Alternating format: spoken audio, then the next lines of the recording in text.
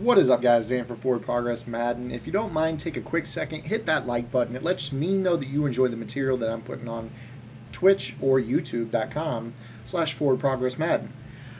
So we're back today with Chapter 3 of the St. Louis Rams offensive ebook. This is going to be the third and final installment of this ebook. If you haven't checked out the first two chapters, check the description below. We break down some shotgun, 3 wide receiver, 1 tight end, 1 running back stuff. Then in Chapter 2, we break down the under center, 3 receiver, 1 tight end, 1 running back stuff. But in this video, we're getting into milk mode. This is my under center 2-back offense. Very, very simple. Very, very plain. We do have some unique stuff in here, though, so I'm not going to skip on the cool stuff in this video. So let's go ahead and dive into it. The 2-back stuff that we're going to run is mainly going to be iForm Pro.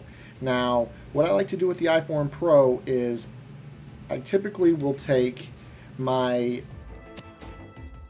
depending on how you want to run the offense, of course, you will take your speed running back. He's going to be your number 1. So that's Jamal Charles, obviously. I obviously like to have another speed running back in there. I've got either Niall Davis or D'Anthony Thomas. You could use either, it really doesn't matter. For the purpose of this video, we'll go ahead and use Niall Davis just because he's going to be a better running back for us in this set. So, what I like to do is in this iForm Pro, I like to go and I use the package that is going to place our running back in as our fullback. Now, you'll see why here shortly.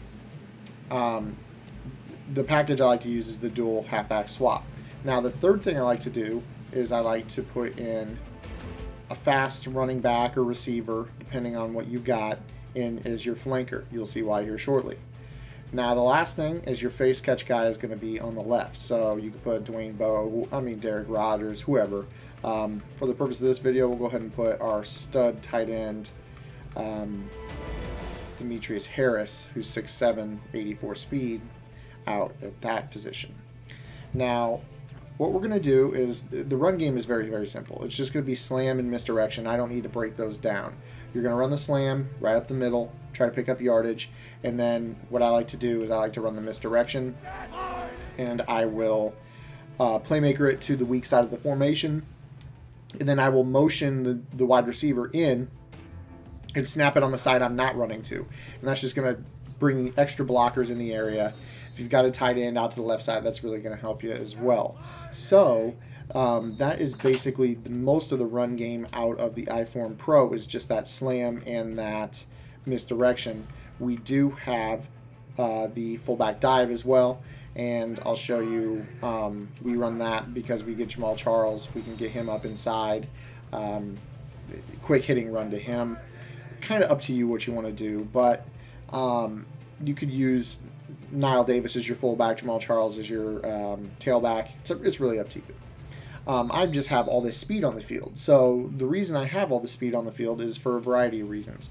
We're going to run our main pass play, which is known as the PA fullback screen. This is kind of a gimmick play. So what do I like to do? Well, there's a number of ways that you can do it. You can just run the play normal and then throw the screen to Jamal Charles. But as you can see, that's not really that effective against man coverages or zone coverages for that matter, just because the route gets recognized a little bit more easily. One thing I really like to do is put the fullback on a swing to the right side of the formation and motion the fullback over to the weak side. And what that's going to do is it's going to give us the ability to throw the makeshift screen. What you would do in that scenario is wheel the running back. He's really going to run to the wide side of the field, so he may not always wheel to the right. He may not always wheel to the left. It's just depending on what your wide side is. And the setup is like so. You're just going to, against zone, try to get as many guys in the area as possible, and you're just going to throw the makeshift screen and try to follow your blockers. Now, obviously we didn't get the block we needed there, but you will be able to pick up some good yardage against zone coverages more often than not. So it's just, it's very, very simple. You can throw to basically anybody you want. Here we got a high catch animation. But that is the other thing you can do, is you can wheel the fullback, motion him to the far side. And then what I actually like to do is I like to actually put Travis Kelce, the tight end, on a flat. And that's just going to get you more guys, better spacing for your pass. And then off of PA, you're going to throw the low smoke screen, and now you got a convoy. You're able to really bust out big yardage against man or zone because you're throwing a smoke screen to the flanker. And it looks just like a play action wide receiver screen from under center. So it's pretty creative, something you could do.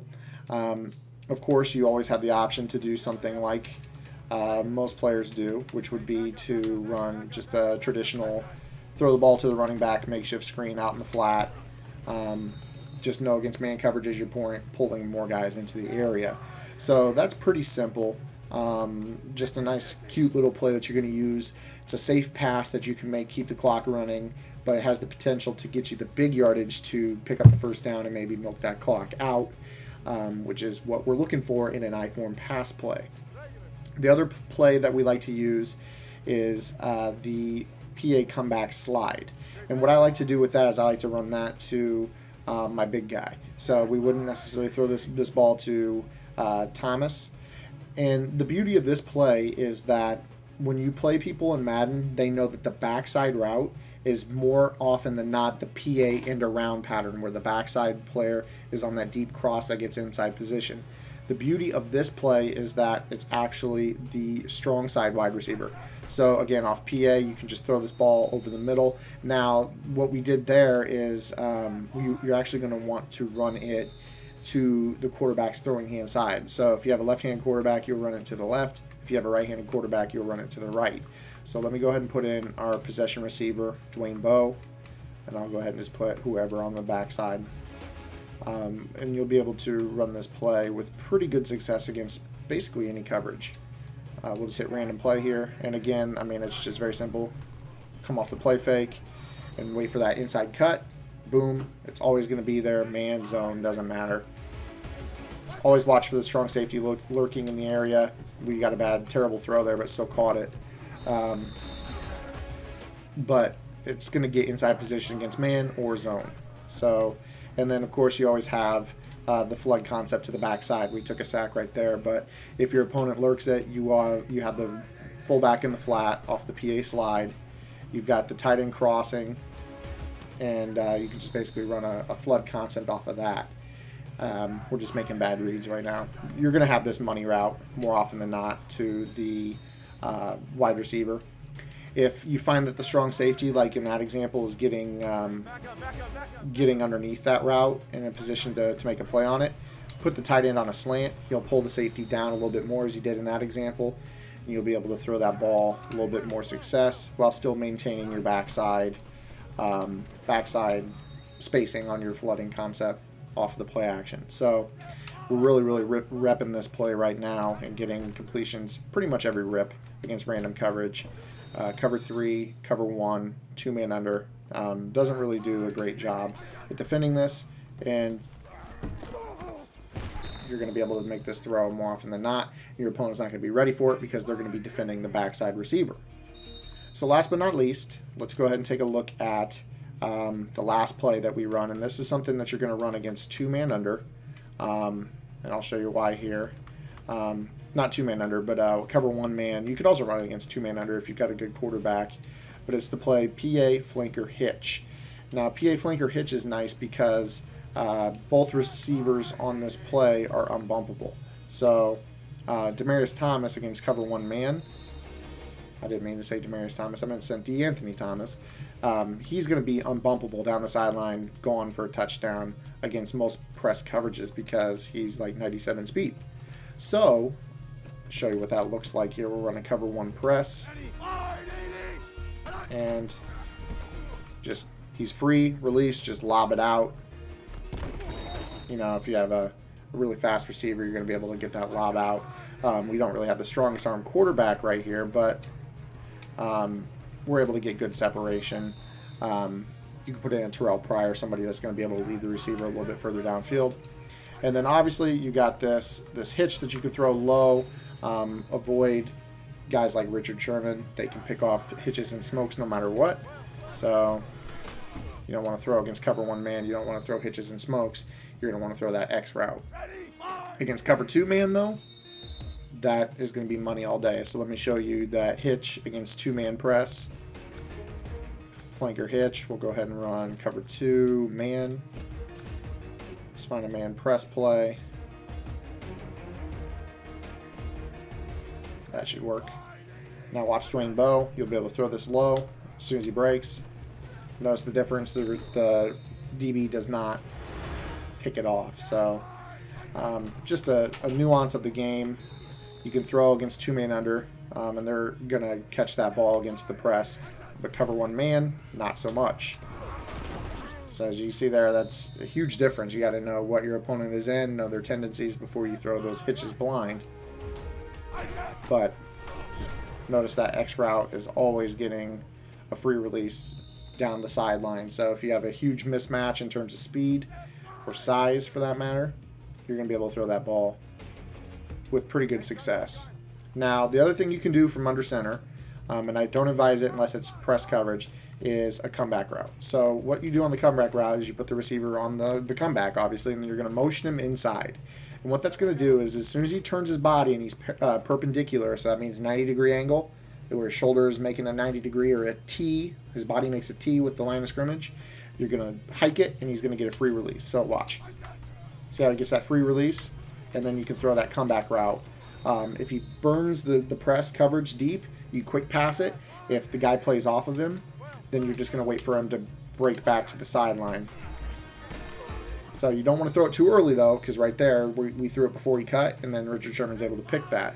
But if you run, you know, any of the other plays, maybe not even a play-action play for that matter, but any of the quick pass plays, you can put a guy on a comeback route against press coverage, and he's going to be able to burn it deep. So I do want to show you a couple other things here that I like to run. We got a weak close formation that I like to run, and I have a little 2-point conversion mini scheme, if you will, that I like to run. Series of 2 plays that I like to run. You can beat man or zone with it. So we'll go ahead and put the ball on the 2-point conversion line. The play here is spacing. What I'm going to do is I'm going to wheel the fullback, put the running back to a swing to the same side. That's going to create the makeshift screen. If you have zone coverages, throw it. So Charles catches it behind Sherman, gets the blocks. Then what I like to do is I like to put Dwayne Bowe on a fade, and I like to smart route Avery. So what that's going to do is against man coverages, Avery's going to get inside position because outside corner is going to be playing him on his little slant or post. You've got to smart route, so he's going to cut quick. You have Travis Kelce over the middle on his hook. That's going to get a nice little high ball glitch 2-point conversion throw. And then you have the ability to throw the ball in the flat to Jamal Charles. Just be advised, if you throw the ball in the flat to Jamal Charles, he's going to have to jump to catch it more often than not because of the fade that we have on the field. So right there it was man coverage. You obviously wouldn't want to throw that. But I'll show you the other 2 routes. Avery gets that high ball catch inside position, man or zone, doesn't really matter. And I'll show you Travis Kelce's route now. Just throw that ball high as soon as he turns. And he gets that high ball catch. He drops it right there. But these are unpickable throws despite what they look like. You're not going to get picked off throwing these routes. And they're pretty safe. I mean, you're right there. Sherman got his hand on it, but you're going to be able to get some high ball animations. Always wait for the tight end to turn. I wanted to show you right there. If the tight end doesn't turn and sit down in the middle of the zone, you're not going to be able to throw it and get your hands on it. But if you wait, it's a safe throw more often than not. Now, the other play I like to run is a kind of a one-play only type of thing because you're going to be using a motion. And I'll make sure you have your mobile quarterback in the game for this. And the play is bench switch. So what I like to do with bench switch is a couple things. One, you have Avery. You're going to put him on a streak. I know it's a 2-point conversion, but just hear me out.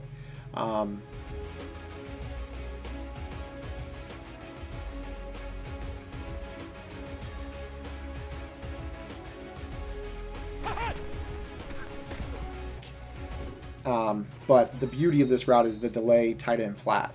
What we're going to do is go looking to roll out. And what I like to do to try to bait our opponent into freeing up that tight end is I like to motion out Jamal Charles and put him on a smoke. And if it's off coverage, you can throw that low, and you're going to be able to get that catch. If not, you're just going to roll out until you see what you like. And see, we have the tight end breaking free right there.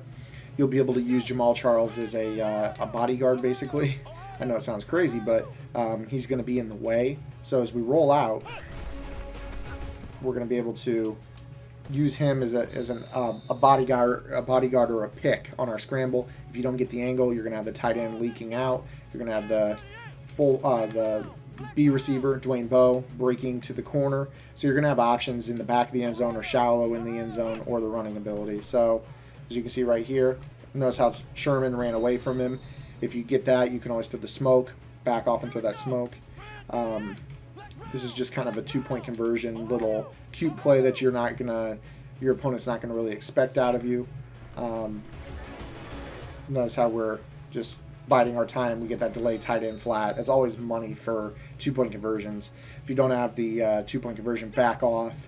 You'll get the zones to chase you. You can dump the smoke or you can dump the tight end delay. So that is it for our 2-back set stuff. If you like that, make sure you give it a thumbs up.